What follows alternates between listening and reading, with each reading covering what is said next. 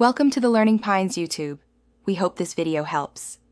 You begin by making the joystick discoverable and ensuring your phone is ready. Turn Bluetooth on, confirm the controller has at least 20% charge, and open any companion app if required. Once done, put the joystick into pairing mode by holding its designated button for 3 to 5 seconds until the LED flashes. You do this because the phone must detect the device. Enabling the app or HID profile ensures correct driver support and faster pairing.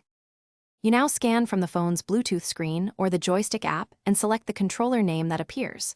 When prompted, accept the pairing code or confirm the connection. Grant any permission prompts so the phone can use the controller as an input device.